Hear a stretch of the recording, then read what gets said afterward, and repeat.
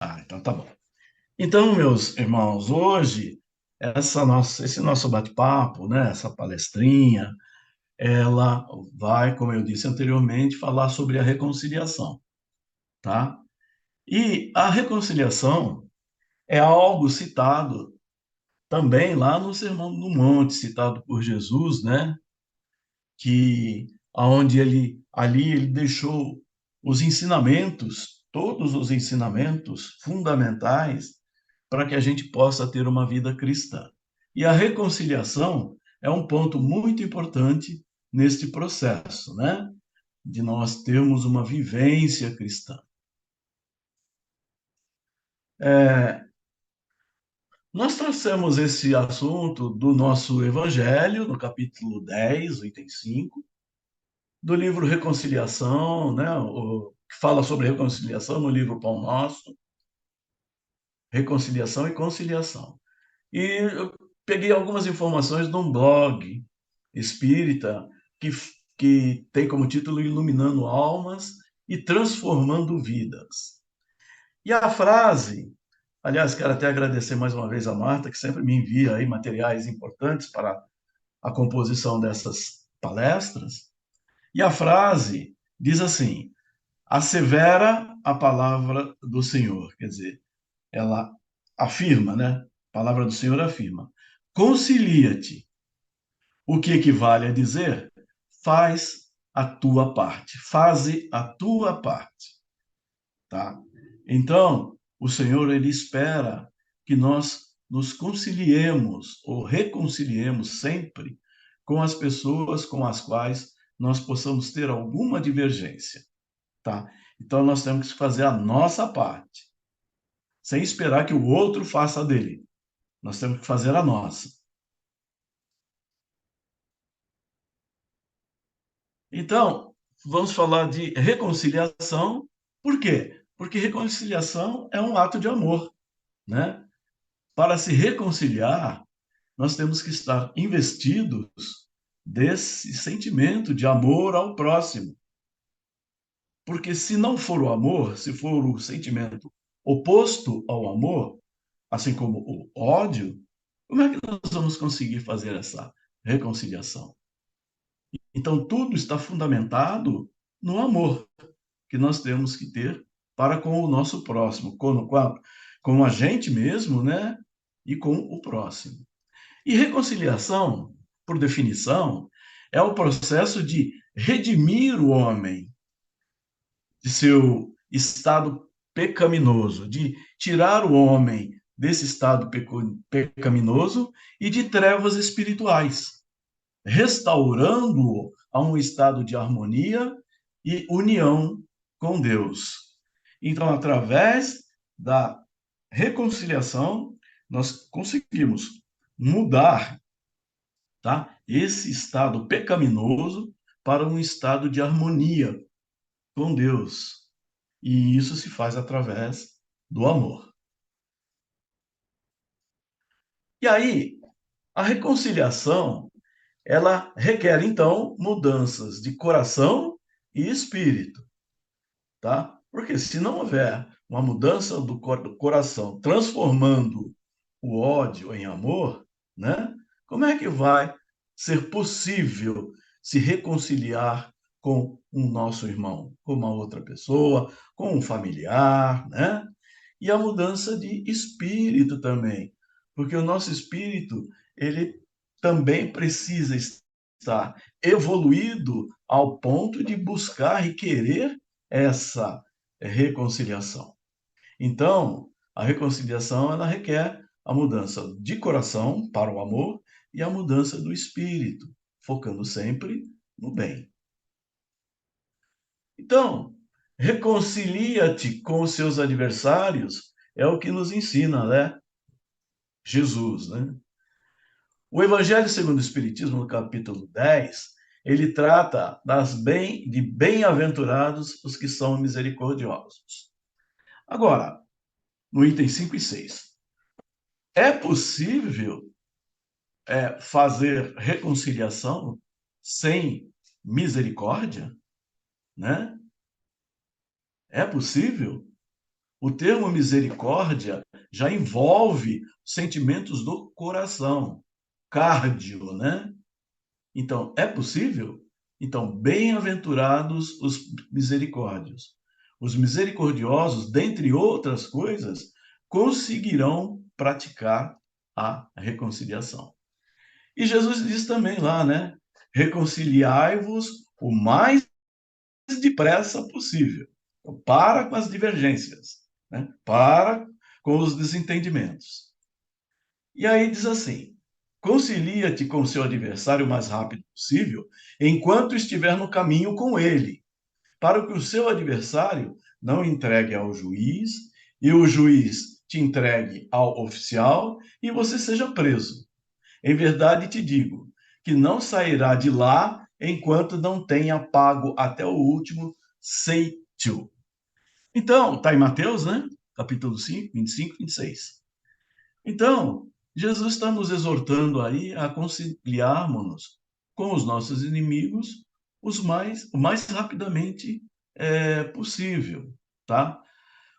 Porque senão o sentimento, né, deste adversário com relação a nós, ele vai ser sempre um sentimento negativo, tá? Ele nunca vai estar, se for realmente um adversário, tá? E dotado aí de baixos valores morais, né? Ele vai estar sempre é, pensando, vibrando mal, tá?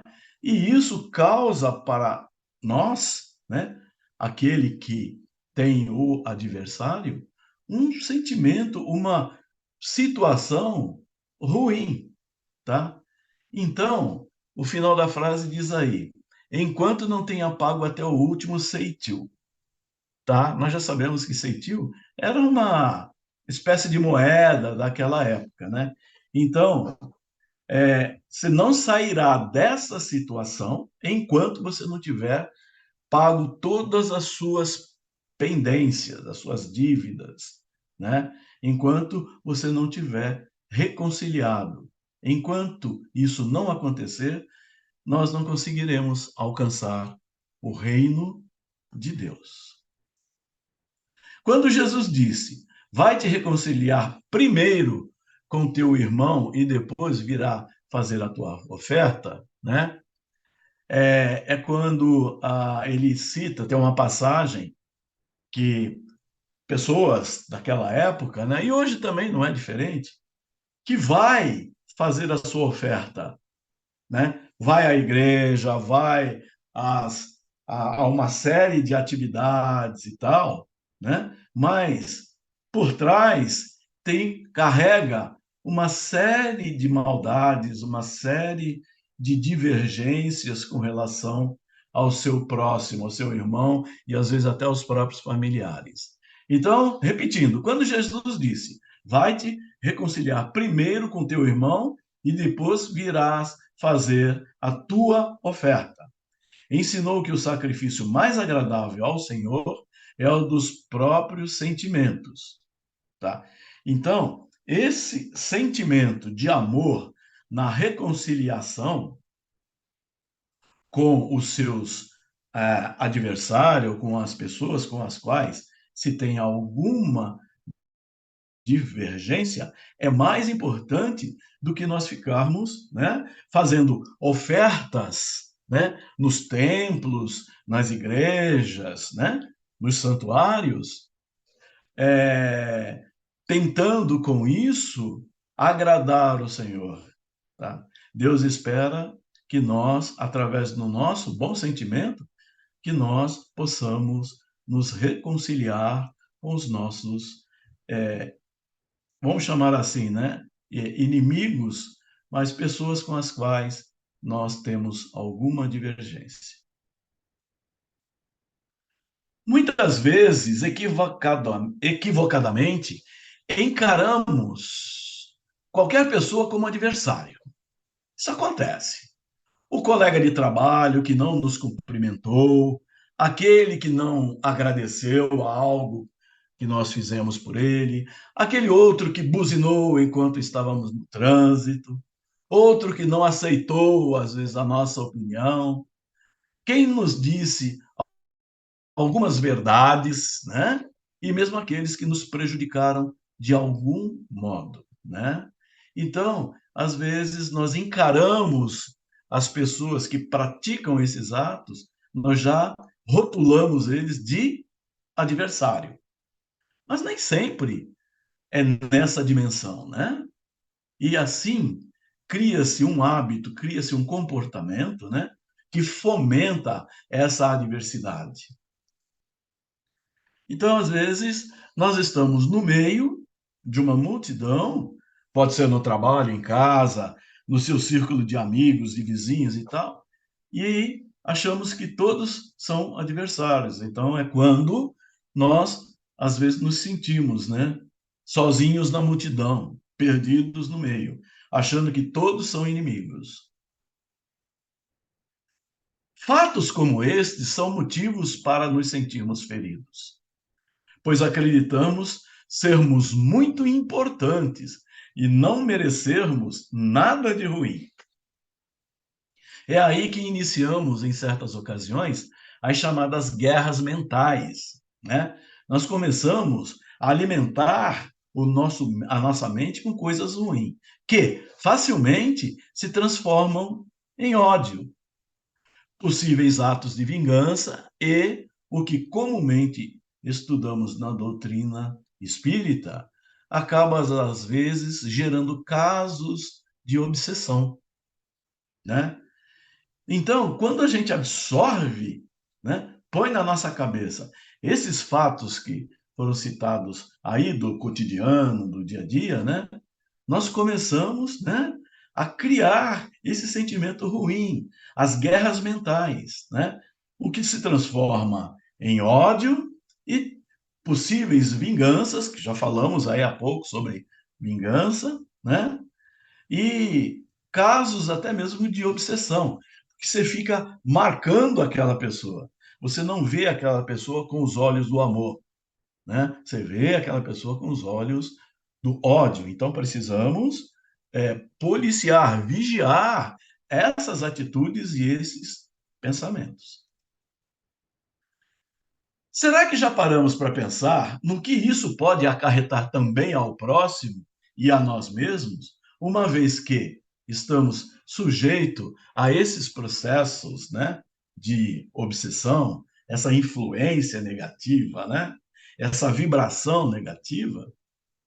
Tá? Será que já paramos para pensar nisso? Então, nesse mesmo capítulo do Evangelho nosso, no item 6, e objeto desse estudo, está aí descrito que o espírito desequilibrado pelo ódio espera que aquele a quem ele odeia esteja encerrado no corpo físico, ou seja, esteja encarnado, e assim menos livre, para poder atormentá-lo mais facilmente, alcançando-o nos seus interesses e nas suas mais caras afeições. Então, o nosso evangelho, ele diz aí, né? O espírito desequilibrado pelo ódio, né? E nós sabemos que no mundo espiritual nós temos espíritos de diversos níveis hierárquicos. E aí, com que frequência nós estamos vibrando, né? E aí, muitas das vezes, ao invés de desejar o bem e o amor, né, carregados por esse ódio, pelo espírito desequilibrado, nós começamos a desejar o mal, né? Nós começamos a tratar o nosso irmão não com amor, mas com esse sentimento negativo. Nessa ação dos espíritos infelizes, né, reside a causa da maioria das obsessões, principalmente aquelas que apresentam uma certa gravidade, como é a subjugação e a possessão. Isso aí são processos de obsessão mais intensos, né? Que nós poderemos até, numa outra oportunidade, falar um pouco sobre isso, esses processos mais intensos. O obsediado e o possesso, eles são quase sempre atingidos por uma vingança, que tem raízes em existências anteriores a esta, e que provavelmente é o fruto da sua própria conduta. Então, veja só, às vezes esses sentimentos, eles não foram gerados nesta encarnação, às vezes eles vêm de existências anteriores, tá? E que provavelmente também é fruto de uma conduta errada, nociva, de outras encarnações. Então, isso pode acontecer tanto nesse nosso momento, nessa nossa encarnação, mas como nós podemos estar trazendo isso de existências anteriores, que são, né, esses desequilíbrios que geram ódio, que geram essas ações, né, contra os nossos irmãos. Claramente, esses parágrafos transcritos acima falam sobre a atuação de um espírito desencarnado sobre um encarnado, né? A gente logo pensa, pô, estou sendo obsediado por um espírito. Porém, nós ressaltamos que processos obsessivos também podem ser de encarnado para desencarnado, de encarnado para encarnado e de desencarnado para desencarnado. Então, são todos os cruzamentos entre encarnados e desencarnados podem haver influências e processos que nós estamos chamando aí de obsessivos, né? De influências ruins, né? Influências negativas, tá? E nós estamos falando de um assunto que é a reconciliação. Mas estamos fazendo aí um preâmbulo de tudo que acontece para poder falar depois sobre a importância da reconciliação. Então, e como se desenvolve esse processo da obsessão? Então, como disse anteriormente, inicia-se pelo ódio que um ser tem pelo outro, sobre diversos aspectos, culminando, assim, com a obsessão propriamente dita. E isso não é nada legal. É algo de se entristecer. Sabemos que a obsessão é a ação persistente de um espírito mal que um espírito mal exerce sobre o indivíduo. Está na Gênese, capítulo 14. Para isso, os espíritos, seja consciente ou inconscientemente, manipulam os fluidos que envolvem a todos os seres da criação divina. Essa manipulação faz-se através dos pensamentos. Olha lá. Assim, aquele que deseja causar um mal projeta o mau pensamento, modificando assim os fluidos, né? E envolvendo a criatura, a quem quer prejudicar, em sensação penosa. Tudo por força do pensamento, né? E conduzido pelos fluidos, né? Os fluidos cósmicos. Em muitos casos, pela ação persistente e prolongada do obsessor, desencadeiam desordens fisiológicas no obsidiado, né? Explicando-se assim alguns casos de certas doenças, bem como a maior parte das patologias cerebrais. Então vejam, tá? Que se nós não trabalharmos, não burilarmos, nós não purificarmos os nossos pensamentos, a nossa alma e nos carregarmos de amor, nós podemos estar gerando grandes males, né, para o nosso próprio, né, até mesmo patologias cerebrais.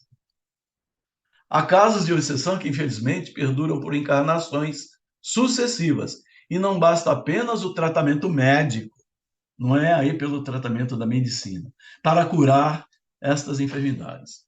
Mais do que isso, será necessário o tratamento espiritual e que começará a surtir efeito apenas se houver o perdão de qualquer uma das partes, tá? Então, se qualquer uma dessas partes se redimirem através do perdão e mudarem essa frequência, aí já começa a haver um processo de melhora no obsidiado, tá?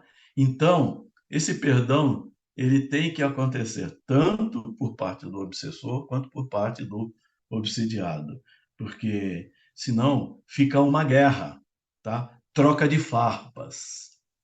Sabemos que buscar a reconciliação com o nosso adversário não é uma tarefa fácil. Por quê? Porque nós somos ainda muito orgulhosos.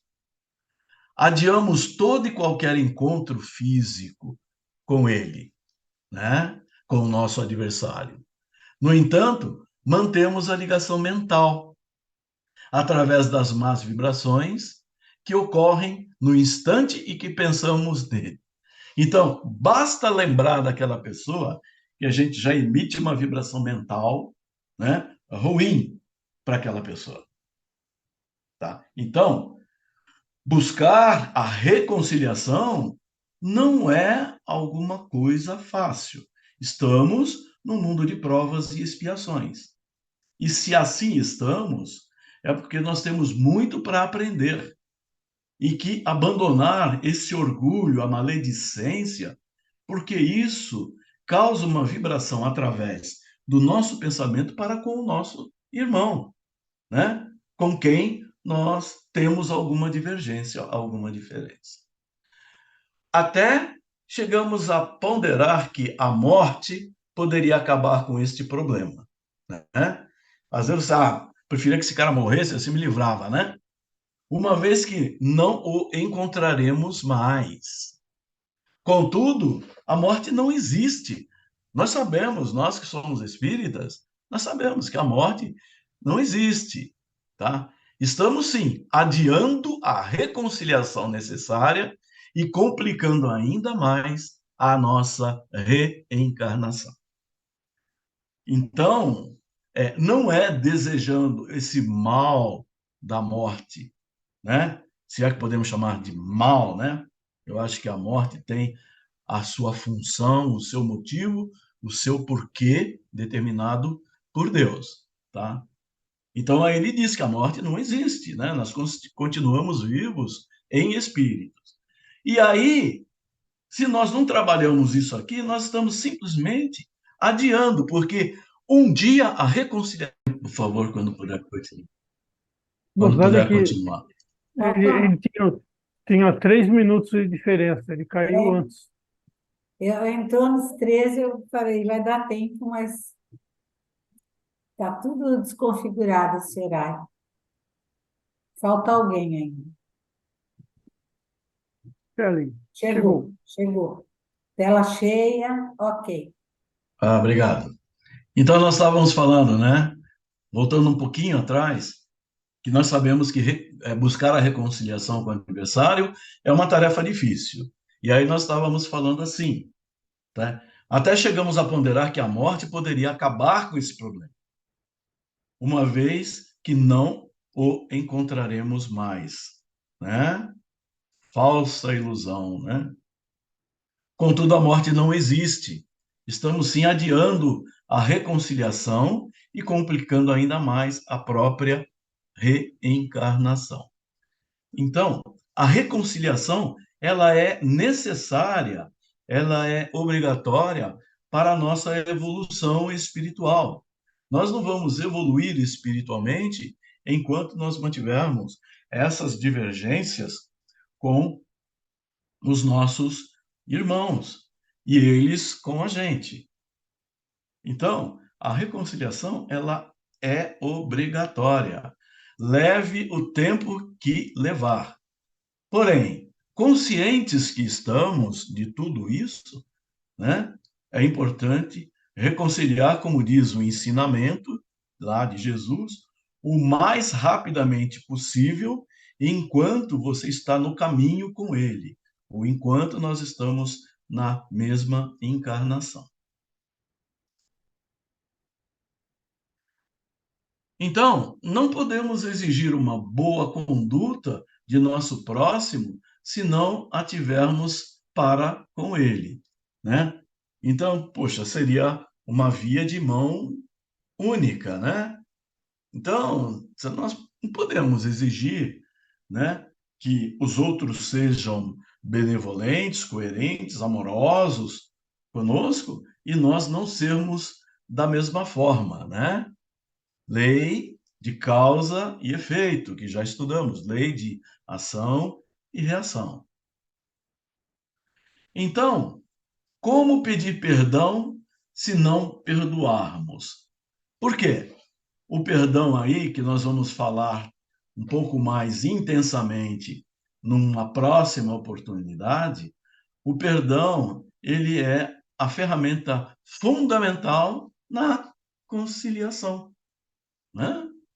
Como pedir misericórdia se não formos misericordiosos? Como viver em um mundo melhor se não conseguimos nos reconciliar com os nossos adversários?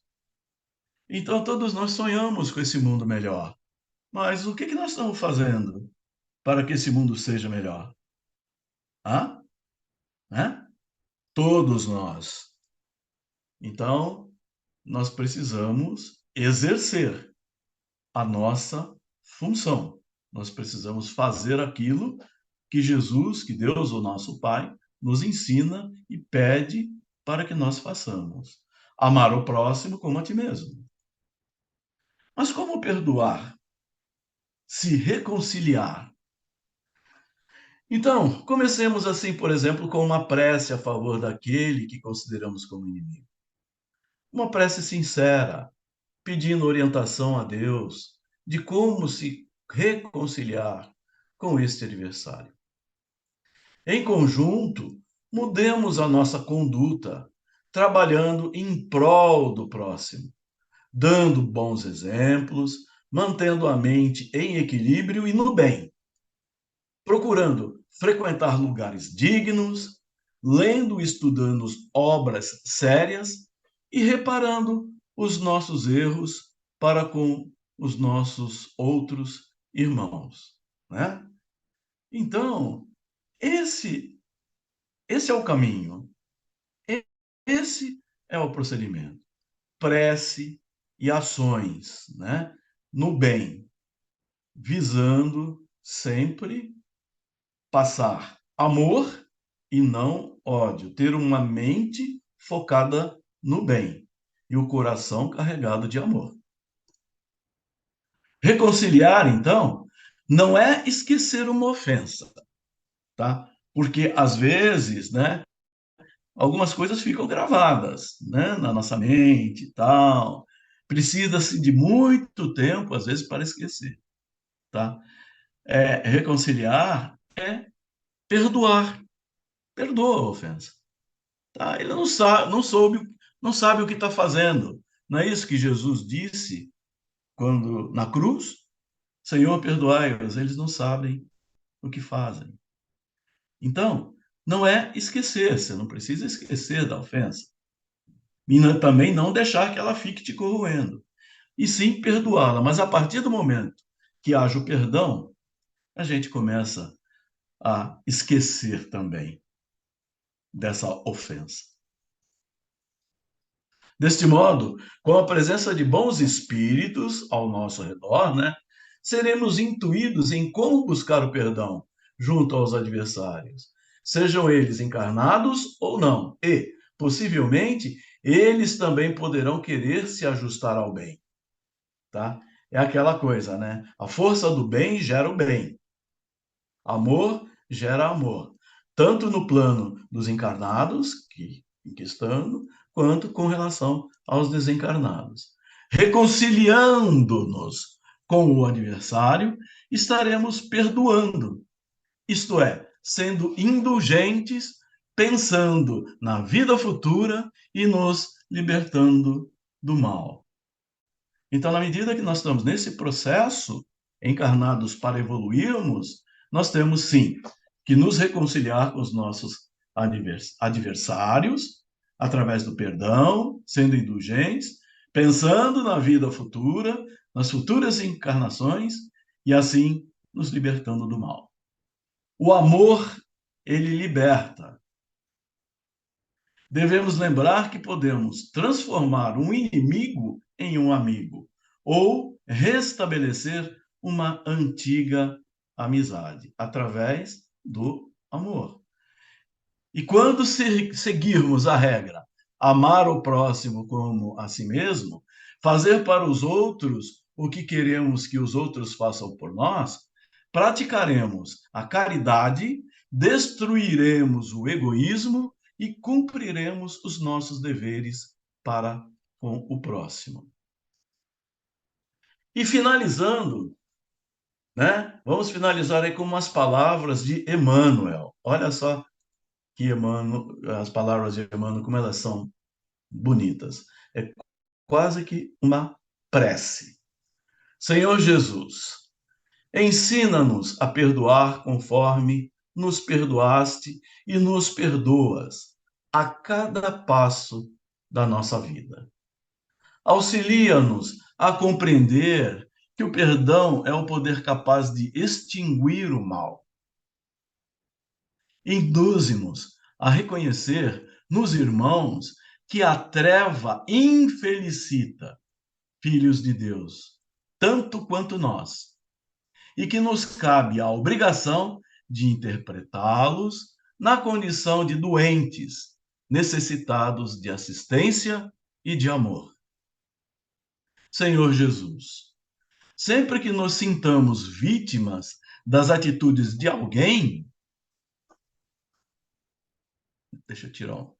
Sempre que nos sintamos vítimas das atitudes de alguém, faze-nos entender que também somos suscetíveis de erros e que, por isso mesmo, as faltas alheias poderiam ser nossas. Senhor, sabemos o que seja o perdão das ofensas, mas compadece-te de nós e ensina-nos a praticá-lo. Está lá em Emmanuel, Tesouro de Alegria, psicografado por Chico Xavier.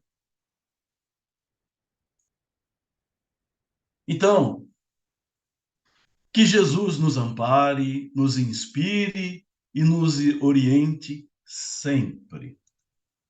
Que assim seja, graças a Deus. Uma boa noite a todos e que Jesus possa e a espiritualidade possa sempre nos ajudar nas reconciliações que todos nós precisamos fazer. Boa noite a todos.